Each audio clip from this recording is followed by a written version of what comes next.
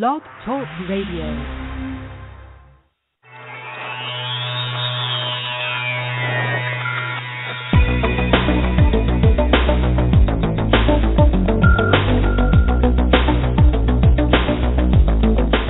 Across the country and around the world, streaming live on the internet, it's Real Estate Coaching Radio, bringing you the latest news, interviews, and secrets of the top producers.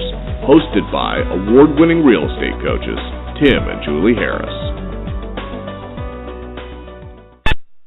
Welcome back to Real Estate Coaching Radio, and we are your hosts, Tim and Julie Harris. And if this, of course, is your unfiltered, full-strength honesty, your source for all information about what is truly working, get you into action, make you money in this new real estate boom. So I did a few free coaching calls today, and I know Julie did as well, and it was very interesting to me that a lot of you, some of you who have just discovered us, are, again, discovering us because your real estate businesses are really starting to take off, and you don't quite know really how to handle it. In many cases, your success is not necessarily locked down yet for this new real estate recovery, and you're wanting to learn what to do to make the most of this new real estate boom. You know, this real estate boom will probably last 7 to 10 years. That's what I would expect. That's what all you should be prepared for mentally and emotionally, and that way you can be benefiting financially down the road. It's really quite simple. When it comes to your mindset about your real estate business, it really has to be completely changed than it was, say, for example, over the last 7 years. So let's start with the simple fact that real estate does go in cycles. It goes into a 7 to 10 year cycle, and what we're experiencing now is an up leg that will last 7 to 10 years. In some parts of the country, in some markets, maybe even in your market, it's not feeling particularly boomish yet, but it will. Compare this market to, say, how it felt 2 years ago, and I'm sure even in a slow recovering market, you're still going to be able to, look to see that indeed the market has been recovering. It's going to recover quicker and quicker. There's all kinds of different signs that the economy is recovering in all different sectors. And really, long story short, guys, we are at the very beginning stages of the new real estate boom. A lot of times when we do these free coaching calls, the question that comes up all the time is, what should I be doing? What should I be focused on? A lot of you know what you should be focused on, know what you should be doing. You just don't do it. But let's just start with the real basics. When you're rebuilding your real estate business, or when you're really trying to make the most of this new real estate boom, you've got to take into consideration, first of all, what your actual strengths are. Not everyone's going to be coming to the real estate market with the same set of strengths. Not everyone's going to be coming to the real estate market with the same abilities. Not everyone's going to come to the real estate market with the same backgrounds. I had a free coaching call earlier today with a gal who was a fairly recently retired school teacher, and her goal was to make essentially $2,000 a month and, $24,000 a year. Very realistic expectations for what she can do in her real estate business. So the advice that I'm going to give her on her free coaching call is going to be completely different than, say, for example, if I'm talking to somebody that's already selling 200 houses a year, that wants to basically save $1 million in cash over the next 24 months. I had one of those coaching calls where someone's wanting to increase their net worth, and they've already got a very strong real estate business, and they're not really sure why, they haven't been increasing their business every year. And the suggestions that I gave to that person was, just because what you've done in the past worked, it's not guaranteed that it's going to work in the future. This new real estate market requires new sets of skills, new ways of thinking. It's interesting to me that in the past, real estate cycles, like what was working in the real estate business, it would work for maybe 7 years, maybe longer. And you look back to some of the things that are being offered to you guys as far as educational products, it's the same stuff that in many cases was being offered, 20, 30 years ago. You got, the over-the-phone prospecting, you have the bait-and-switch advertising, you've got the buyer referral type stuff. So those are the sort of core elements of the things that have been offered to agents for ages and ages and ages. Now, some of you are frustrated because you're realizing that, you're still doing all the things that you learned to do, that you were told to do, say, back in the 90s, and it's not working as well as it used to. And you're starting to blame yourselves. That's a huge mistake. The fact is that it's not your fault that you're not actually producing like you were before. Most likely it's not completely your fault anyway. It's what you're trying to do doesn't work as well as it used to. So sometimes people come to their free coaching calls and they ask me questions like, Tim, I used to do nothing but over-the-phone prospecting, calling FSBOs and expireds, and now it doesn't seem to work as well, or now I'm not getting the same level of results. And I can hear in their voice that they're doubting themselves. But the reality is, it's not them that's the problem. The fact is, it's the reality of it is, it's the way that they're doing it. It's the scripts that they're using. In some cases, it's the fact that, hey, guess what? Virtually everybody uses a cell phone now. So is it really truly a surprise to you that you can't get the phone number sufficient enough for you to make the contacts? So what's happened is the market's changed, but in that particular example, that coaching student hasn't changed. They need to evolve their approach to the market, and they need to realize that just because what they did before worked, there's no guarantee that it's going to work at all or at the same level. Centers of influence in past client marketing, that's another, for example, and we talk about that a lot. So it'll always work at some level, but it won't work the way it used to work. And I'll give you a very simple explanation. If you were in the market today to purchase, let's say you needed to find a roofer to fix a roof on your house. I mean, Julie and I have a slight roof leak in our house here in Austin, Texas, and it doesn't rain very often, so it's not that annoying, but, I've got to get it fixed, right? Well, we only moved here last year, so I don't know a roofer. So what I'm going to do, and this is the process that I'm going to go through, and this is the process that everybody goes through, is the first thing I'm going to do is, obviously I'm going to ask myself, do I know a roofer? And in my particular example, the answer is no. Then I'm going to go and I'm going to start maybe asking some of our neighbors, or I might ask, somebody else I know, a coaching student in the area, that, who do you suggest as a roofer? And if they don't know somebody, then and only then will I start being susceptible to an ad. And that might be an online ad, it might be a mailer, it might be something of that nature. So what we know statistically is that most people, when they're going through the process of deciding who they're going to hire to and let's say, obviously perform a real estate service for them, they're going to go through the same process. Do I know somebody? If not, can I ask a trusted friend or advisor? And if they don't know somebody, then I'm going to respond to an ad. Advertising is the least effective, and I think statistically, I don't remember the exact numbers, but when you look at these different studies that have been done on the decision-making process, most people will make their decision who they're going to hire based on the first two categories. Do I know somebody personally, or can I get a referral from a trusted friend or advisor? And it's something like 9% of the time then they'll hire somebody based strictly on an ad. Now, as you enter into this new real estate market and new real estate economy, you have to realize that is the same process that people use. And so traditional buy referral only type marketing did work in the past because that was the process. It was leveraging the fact that most people will do business with somebody that they know or a referral from a trusted friend or advisor. Okay, everyone's on the same page. Now, here's the reason that it doesn't work at the same level. Because who people know and who they go to for advice has changed. So say 10 years ago, if you wanted to hire a roofer, you would have probably either known someone or found someone through a friend. Nowadays, if you want to hire a roofer, what do? If you don't know somebody, you don't go to a friend first. You go to the internet first, don't you? You start doing searches on social media. You might go to Angie's List. You might go to all kinds of different things to find somebody that you trust. And then maybe in your pursuit of finding a roofer on, say, Angie's List, you might, click on an ad. See, the whole process of going about selecting a realtor, if you're relying on centers of influence and past clients, it's changed, but the way that agents are being taught to use that system haven't changed. You guys are still being taught to do pop-ins, drop-bys, drop-off forget-me-not seeds and pumpkin pies and all these different types of things that did work in the past but won't work at the same level today. You guys get what I'm saying here?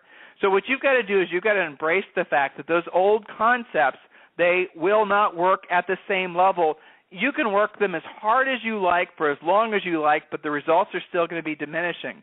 Another thing that's happened, and I've seen this happen, and you guys have too, you've experienced all of this. I mean, when I say stuff like this to you, a lot of you are, I'm sure, saying to yourselves, well, of course, Tim, that's what happens. It just makes sense. And yet, thousands of you are still beating your heads up against the wall trying to get any kind of result from doing these same things that you intuitively know don't work anymore. Let's go back and talk about the centers of influence and past client marketing. Everyone's taught that that's the core fundamental element of all their businesses, and it's true. But if you're thinking that you're going to get results from it, say, for example, doing the mailers and doing all that, and you think that you're going to be mailing something unique to your centers of influence and past client, or the forget-me-not seeds are going to put you top of the mind when they decide that they want to put their house for sale, and again, in the past 10, 15, 20 years ago, that may have been novel. But now there's so many different agents that are doing something very similar to that, it's oversaturated. Just because, and here's the idea, just because somebody is on your center of influence and past client list, what makes you think they're not on dozens of others? You see, guys? Now, when you put all these pieces together and you look at all the complexity that's entered into the marketplace and how much things have changed, and then I have one of these free coaching calls with you guys, and I hear in your voice you're scared sometimes, you're frustrated, you're wondering why this real estate recovery is passing you by, and you think that you've lost your edge. I'm here to tell you, in many cases, you haven't lost your edge. It's just what you're doing needs to be updated. I mean, some of you guys are walking around in 80s ideas and 80s clothes and 80s thinking, and you guys get the idea. Or maybe you're walking around and you still think Bill Clinton's president, or at least what you're doing now in your business is what you did when Bill Clinton was president. You get the idea? This new market that we're entering into, you're going to see all kinds of opportunities at a level that we've not seen in a generation. One of the opportunities that I'm really excited about, it's kind of funny. You read this conflicting information about the baby boomers' kids, and, they're living in their basements and they're doing all that stuff, and they're just a bunch of slackers. Well, guess what? That's the same thing they've said about every single generation, but eventually what happens? People, get married, they have kids, they want to buy their own house, so they realize that, they have to become homeowners just like the rest of us have. That is the path that will always be true in the United States. Part of the American ethos of the American dream is being a homeowner. Well, that process is indeed starting again. And we're starting to see all kinds of new construction around the country start. We're seeing all kinds of new opportunities with working with these guys that are in their late 20s, early 30s. All kinds of money that's going to be made if you just shift your focus and realize that even if you're doing something in the past that's worked and you're still trying to do it, don't be surprised, again, if not only what you're doing, but the market in which you're trying to serve, that's shifting as well. All this information and more can be very confusing. It can be very overwhelming. It can be very daunting. I get that. That's the reason you guys have to request a free coaching call. We love doing the free coaching calls. The reason I personally like doing them, to be honest with you, is they're self-serving. Because when I'm talking to you guys, I get to learn from you. In many cases, a lot of you guys are fantastic agents, exactly what your headwinds are, exactly the challenges that you're having every single day that are maybe new and different because of this new and different market, and helps to make me a better coach. That's the way I approach these calls. What is unique about you, and how can I help you leverage and maximize your particular opportunities in this new real estate market? Be excited about what the next 7 to 10 years will be. Even if you've gotten your butt kicked during the recession, really, who hasn't at some level had their butt kicked in the recession? Everybody has. That's normal. What's abnormal is that you don't put that behind you, at least not let it rule your decisions that you're making today. Enter into the next 7 to 10 years that you're going to, have no debt. You're going to pay your house off. You're going to save enough money so that 7 to 10 years from now you don't have to worry about money again. I ask this question all the time. So if you were, let's say back in the real estate boom, let's say it's 2003, 2004, right at really arguably the peak of the real estate boom, you knew there were 3 or 4 years ahead of you where the real estate market was going to potentially be, really fantastic opportunity for you to make money. What would you do differently? If you could go back in time, better than 10 years basically, and you knew for sure that you were experiencing what was going to be a huge run-up in the real estate market, what would you do differently? The answers are always the same. You would not accumulate debt. You'd not over-leverage yourself. You'd save more money. And frankly, you wouldn't, abuse money, or at least, the very least, you wouldn't take it for granted, the opportunity that market presented, right? So when you're looking back, what's the prominent thought? You would have saved more money. You wouldn't have accumulated debt, so that now you would have been in a better financial situation. Well, the real estate gods, if there are such a thing, have now served on a silver platter all of us another real estate boom. So now we're going, this is going to be the market that's going to be better than the previous market. The last market was fueled by arguably artificial demand from crazy mortgage products. This new real estate market is going to be fueled by legitimate demand from an epic demographic shift, and that's what's exciting. You're going to have the baby boomers downsizing. You're going to have the Generation X people that are buying their ultimate houses. You're going to have the Generation Y folks that are buying their first homes. You're going to have all this going on simultaneously, not just some investor or some greedy seller or some REO or some short sale, but all these different aspects of the real estate market that are exciting, that are creating huge opportunities for you to help others, obviously, and accumulate wealth. So hopefully you guys are all excited about that. Now, the topic of the next few radio shows this week are going to be specifically about the 11 habits of the real estate millionaire. So we're going to be talking about those a little bit when we come back from this quick commercial break.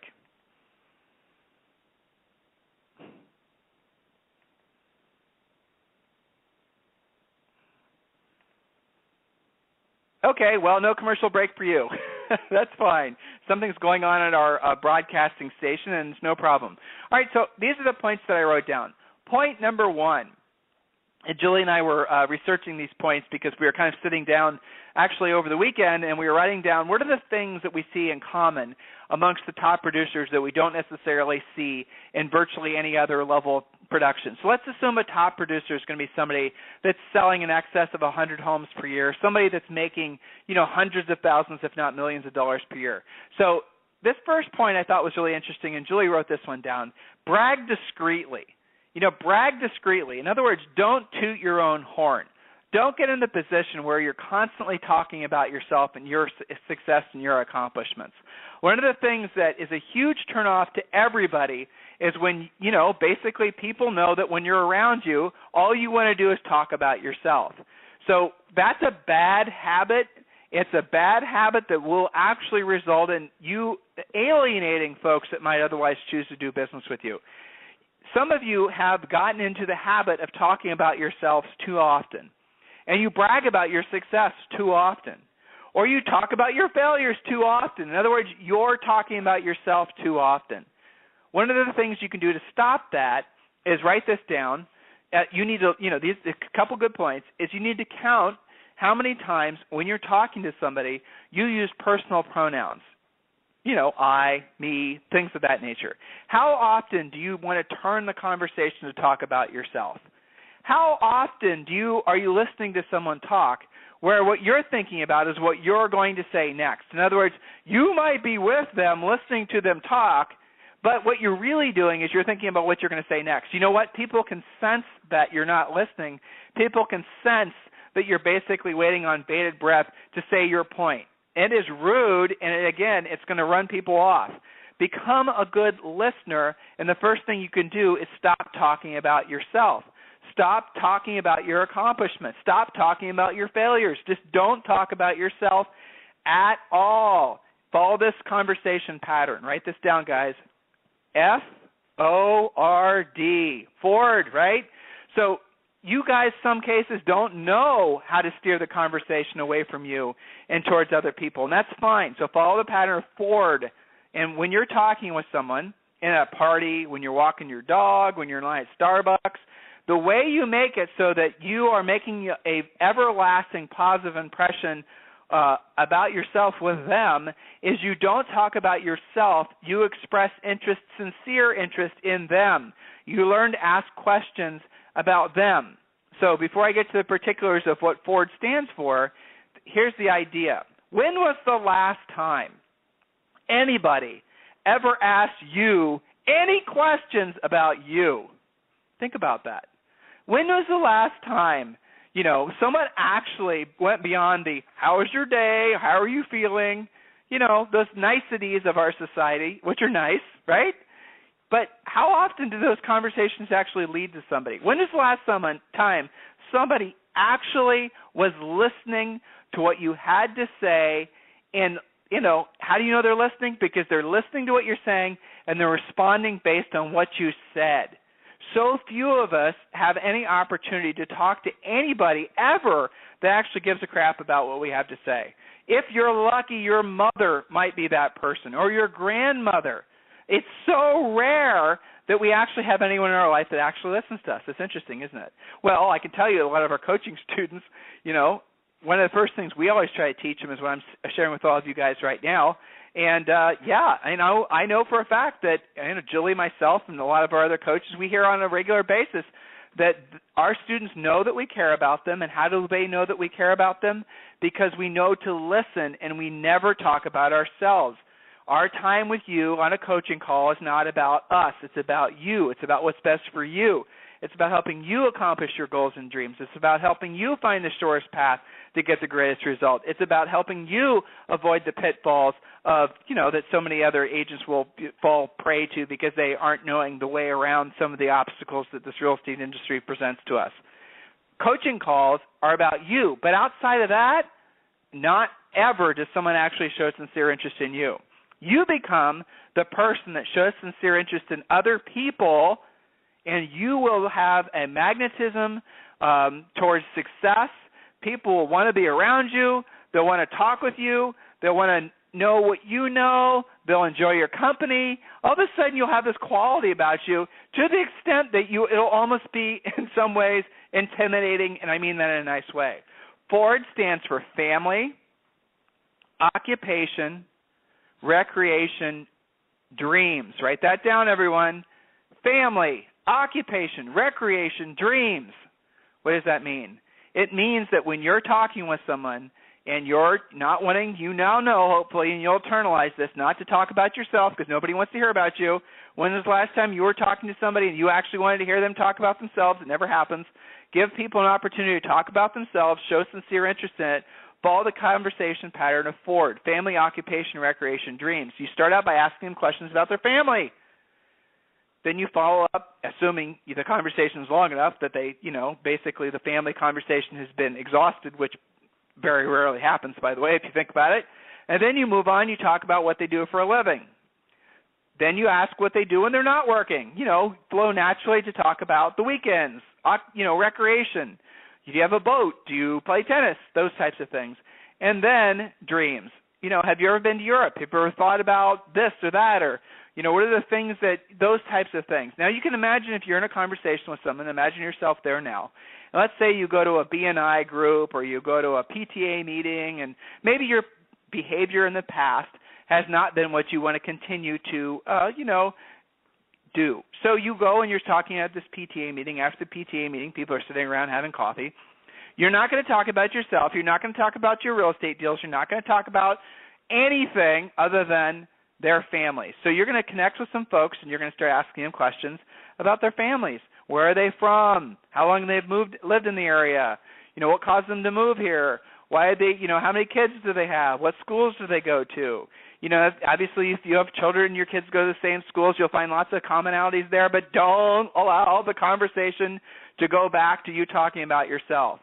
Then you can flow into what do you do for a living, or what does your husband or wife do for a living, and how do you like that company, and I've all those, right? Get it? So you follow that conversational pattern, guys, and you will attract people to you at a higher level than you can ever possibly imagine. Now, the reason that effective communication has never been so important, and you need to have the right words to communicate the right meaning and remove any room for misinterpretation by people that are hungry to point out flaws. The trick is choose your words carefully. Be specific and pay attention to context. Words can be warped beyond recognition if used carelessly. Relating only to the bare essentials helps in that matter. And if you don't have anything nice to say about people, don't bother saying it at all. Listen to others. Really listen. Don't just nod while you're waiting for them to finish talking. You never know when the value of information could be couched in simple banter. Listen everywhere, even to conversations around the office. Sometimes there's gold to be found in the gossip. But with that said, and the most important aspect of that point was don't gossip. Don't say anything bad about anyone. Don't be the person. If you find yourself wanting to be the person that starts out with phrases like, have you heard, and things of that nature, that's not coming from your higher self. That's an ego thing. You're wanting to basically be the person passing the information around, the gossip around. Don't be that person, because the people you're going to attract are not the people you're going to want to attract. Good, level-headed, minded folks Know to avoid gossip. Know to avoid, libelous or slanderous type behavior when you're communicating about other people. Notice that if you have become, now you're realizing maybe for the first time, that you've become the office gossip. You've become the purveyor of bad news. You've become the person that likes to start out statements like, have you heard? Look around to see what kind of people you're attracting to you. Are those the kind of people that you want to be? Are those the kind of people you want to learn how to be a successful anything from? Generally, no. Like energy attracts the same types of energy. Energy attracts the same energy. So in other words, if you're being negative, if you're looking for excuses to, rationalize your lack of production or your lack of success, I promise you'll easily find people that will reinforce that behavior. The world is filled with them. Don't be one of those people. So we're going to pick up these 11 habits tomorrow, and we're going to talk about these probably through Thursday. Your homework from today's call is really quite simple. If you've not had a free coaching call yet, request one, freecoachingcallsforagents.com. If, here we are in July. I know, I can add, like a calendar, 6 months left this year. I will tell you what I'm about to say, and some of you are going to roll your eyes, say, oh, Coach Tim, you say this every call. But it's true. There are 6 months left this year on the calendar, but are there really 6 months worth of working months left? No, there are not. It's quite simple. Your homework from today's coaching call, from today's Real Estate Coaching Radio show, is to take a calendar out, starting with December, then work your way back and start marking the days that you will not be working. Or you can mark the days that you will be working. It's up to you. Be honest. Be realistic. You will not be working for 2 weeks in December, maybe longer. You will be taking probably time off in November for Thanksgiving. I'm sure you will. Last week in October, let's be honest, that's not really going to be a very productive week. Oh, keep on going back. You have challenges in September with kids going back to school. Obviously, that sometimes affects August sales as well. Oh, of course, August is usually family vacation month. You guys get the idea. Take out the weekends. Take out any extra days you're going to be taking off. Maybe you have a special vacation. I have some coaching clients going to Europe. I have some coaching clients that are planning on, taking off for going to their cabins up, and I have someone, all kinds of different things. You guys, a lot of our personal coaching students are just having fantastic years and absolutely positively should be enjoying the fruits of your labor. That is the point of work. The point of work is to support your lifestyle. Your lifestyle is not to support your work. So enjoy it. Enjoy the summer. Enjoy your family. Enjoy being alive. Embrace the opportunities that you've created for yourself. But guys, be realistic. If we're being honest and you start taking out the weekends, taking out the normal holidays, taking out the extra time you're taking off, how many actual working days do you have left this year? I bet it's not even 60, 2 months. So effectively, you don't have 6 months worth of working days left. You have maybe 2 months worth of working days left, 60 days. With that in mind, how do you feel? I bet you feel a lot more pressure. Challenge me on this. Go to a calendar. Do it. Find out if what I'm telling you works for you. It will. And then ask yourself, what do I need to be doing now to take advantage of the next 6 months? Embrace the fact that we're at the beginning stages of the real estate boom. Embrace the fact that you can write your own real estate comeback story. You can make the next 7 to 10 years. This isn't hype, guys. It's just a fact. 7 to 10 year real estate cycles have been true forever, and we're just entering into another 7 to 10 year real estate cycle.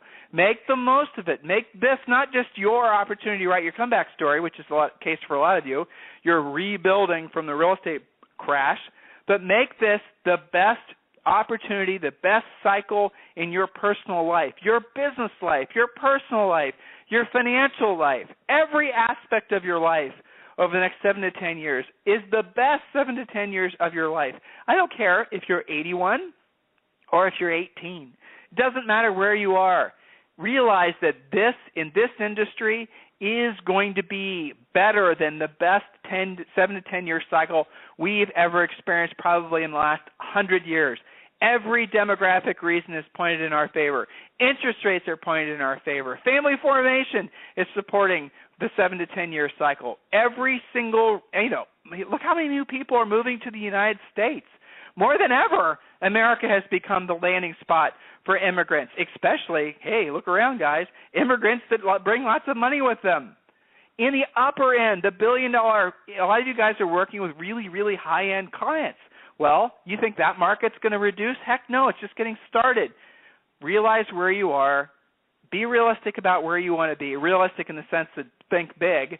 And if there's anything we can do for you, request a free coaching call. Free coaching calls for agents.com, free coaching calls for agents.com.